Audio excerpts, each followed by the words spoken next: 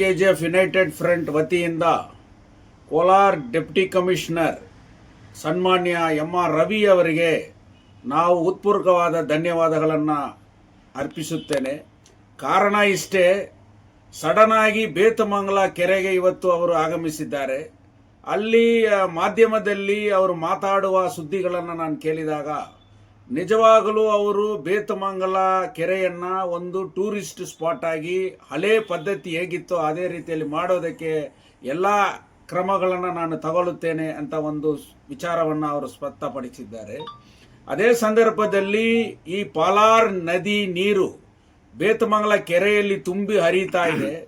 ಇದು ಕುಡಿಯುವುದಕ್ಕೆ ಸರಿಯಾದ ಸೂಕ್ತವಾದ ನೀರು ಅನ್ನೋದು ಕೂಡ ಅವರು ಅಲ್ಲಿ ವಿಚಾರವಾಗಿ ಚರ್ಚೆ ಮಾಡಿದ್ದಾರೆ.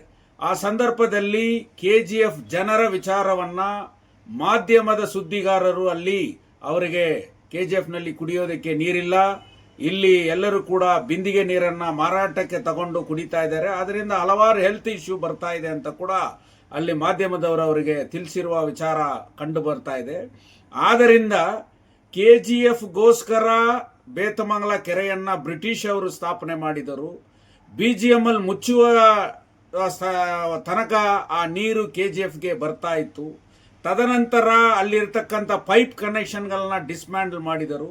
ಇವತ್ತು ಅದನ್ನು ಅಮೃತ್ ಸಿಟಿ ಯೋಜನೆಯಲ್ಲಿ ಮತ್ತೆ ಕೆಜಿಎಫ್ಗೆ ಆ ಕುಡಿಯುವ ನೀರನ್ನು ತರುವುದಕ್ಕೆ ಎಲ್ಲ ವ್ಯವಸ್ಥೆ ಮಾಡ್ತಾ ಇದ್ದೀವಿ ಅಂತ ಒಂದು ಕಾಂಟ್ರಾಕ್ಟ್ ಮುಖಾಂತರ ಮಾಡಿದರು. ಅದು ಇನ್ನೂ ಕೂಡ ಕಂಪ್ಲೀಟ್ ಆಗ್ತಾ ಇಲ್ಲ. ಆದರೆ ಇವಾಗ ನೋಡಿದರೆ ನಮಗೆ ಹೊಟ್ಟೆ ಉರಿತಾ ಇದೆ. ಆ ನೀರು ವೇಸ್ಟ್ ಆಗಿ ಹೋಗ್ತಾ ಇದೆ. ಕೆಜಿಎಫ್ ಕ್ಷೇತ್ರಕ್ಕೆ ಕೂಡ ಯಾರು ಬೇತಮಂಗಲದವ್ರಿಗಾಗಲಿರಲಿ, ಅದು KGF-ಅವ್ರಿಗಾಗಲಿರಲಿ, ಇಡೀ ಕ್ಷೇತ್ರಕ್ಕೆ ಕೂಡ ಆ ನೀರು ಯೂಸ್ ಆಗ್ತಾ ಇಲ್ಲ. ಆದ್ದರಿಂದ ಇಮಿಡಿಯೇಟ್ ಆಗಿ ಸೇವ್ KGF ಯುನೈಟೆಡ್ ಫ್ರಂಟ್ ಇನ್ನೂ ಒಂದು 2-3 ದಿವಸದಲ್ಲಿ ಅಲ್ಲಿ ಬೇತಮಂಗಲ ಕೆರೆಗೆ ನಾವೇ ಖುದ್ದಾಗಿ ಭೇಟಿಯಾಗಿ ಅಲ್ಲಿ ಎಲ್ಲ ನಿಜಾಂಶಗಳನ್ನು ಪರಿಶೀಲನೆ ಮಾಡಿ ಆ ವರದಿಯನ್ನು ಡಿಸ್ಟ್ರಿಕ್ಟ್ ಕಲೆಕ್ಟರ್ ಅವರಿಗೆ ಸನ್ಮಾನ್ಯ ಎಂ.ಆರ್. ರವಿ ಅವರಿಗೆ ನಾವು ಸಬ್ಮಿಟ್ ಮಾಡ್ತೇವೆ. ಅದೇ ರೀತಿಯಲ್ಲಿ KGF ಜನತೆಯನ್ನು ಒಗ್ಗೂಡಿಸಿ ಅದಕ್ಕೊಂದು ಹೋರಾಟವನ್ನು ನಾವು ರೂಪಿಸುತ್ತೇವೆ ಅಂತ ಈ ಸಂದರ್ಭದಲ್ಲಿ ಅವರಿಗೆ ನಾನು ತುಂಬ ಹೃತ್ಪೂರ್ವಕವಾದ ಥ್ಯಾಂಕ್ಸ್ ಅನ್ನು ಹೇಳ್ತಾ ಇದ್ದೀನಿ.